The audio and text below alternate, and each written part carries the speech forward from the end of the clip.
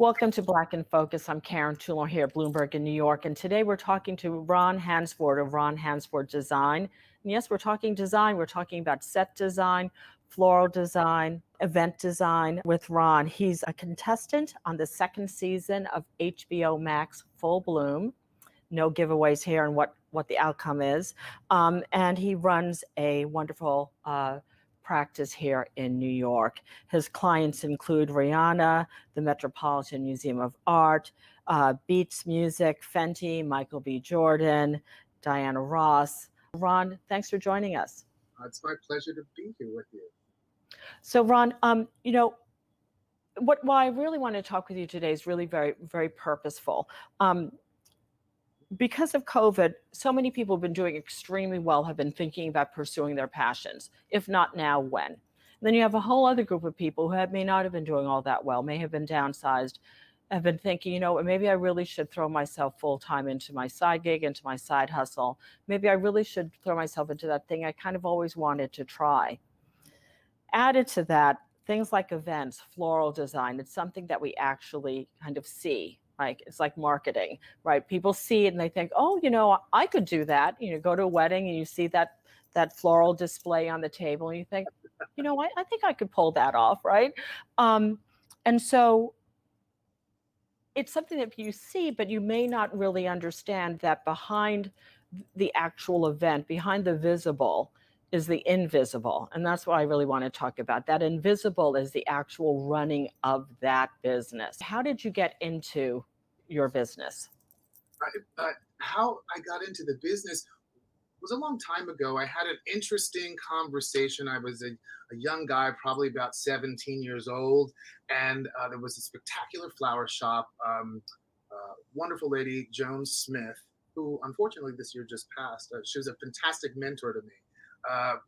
We chatted about flowers and design, and I was very excited about the beauty and what the story was behind how she got involved with it. So she invited me to come and do some work with her, and that's kind of how it all began.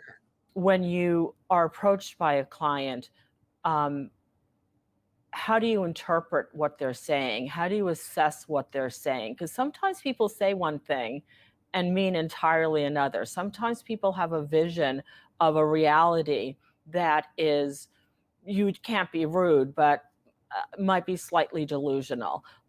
They say how do you're laughing because I think it's probably true, right? Oh. And so how do you assess what it is that people want, that look, that vibe? That's a really good question. And I think the first thing that I automatically go to, it's about listening. Regardless of what taste they say, oh, I'm very Victorian, or oh, my taste is very modern. That person's perception and what they're actually saying, what they gravitate towards, it's not just about design, it's about music, it's about their clothing.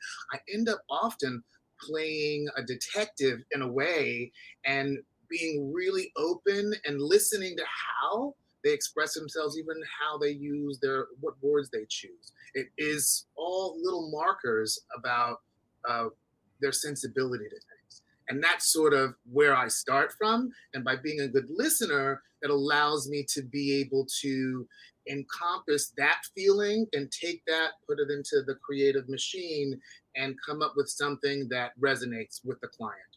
What advice would you give someone who's just starting out in this business? I mean, I definitely think that you should research the aspect of the industry that you want to be involved with. There are some people who are, you know, brilliant flower shop owners, and they serve their neighborhoods, and they love the day-to-day of interaction with customers. There's people who specialize in just weddings, that's what they do. So I would say research what it is that you want to do. Learn your market. Also, I think that you should lean into who you are. Often people are looking for gimmicks and things like that, but I think if you're being authentic with yourself and doing something that you love, it shines through, and that's always a success. What other professionals do you work with I mean, you work independently. I'm assuming you are your company, but you bring in other professionals as needed. How important is it to have a good lawyer or a good accountant, or what's your backbench who helps make sure that your business is running smoothly, even if you are a very small business? Um, is it important to have those types of people in your professional sphere as well? Of course. I mean, you need to have a great relationship with your banker. You want to have a good bookkeeper. You want to have a terrific accountant just to keep your numbers straight, and someone that you can bounce off for business management if that's not necessarily your forte. Those things are the nuts and bolts of making everything else work. Equally, I think that it's really important to have a great team of people that you work with on the creative end of things who add to what it is that you do, who support your creative vision, that have abilities that may be outside of your own. And as you're starting out, if you don't know about your industry as well, I think that, of course, someone that you really admire, go and apprentice with them. Go and give them your time, because then what you're getting in return is knowledge, and hands on knowledge. I believe in that. I wanted you to very briefly to talk about, two projects, the Met project and then the Raffles Dinner project. It was the Caracubo after party Hmm. for the Metropolitan exhibit for her work. And originally, of course, we're looking into ways to express that was inspiration for Ray Caracubo and Comme des Garçons' work. Hmm. So of course, the exhibit is spectacular. So what do you pull from it? It's very graphic. Of course, her dots are really iconic. So we wrapped the face of the building in oversized dots, and then brought them in through inside the building, through the hallway and the entrance as you came in. And interestingly enough, because this was the after party for Rihanna, we get a call from her people, and they're like, she has this idea, bubbles in the sky. And I'm like, uh, how are we going to interpret that? And I just thought that these um, metallic orbs in the sky are sort of like the expression of those dots, but because they're reflective, they're like other dimensions reflecting what everything that's happening at the party. And it just took the party to a whole new level. And then on the other hand, you have something like this Raffles executive dinner. You can either do really big brush strokes that really captures things, because anything when you're talking about an event where there's lots of people, anything from the shoulders down, you miss. It gets lost.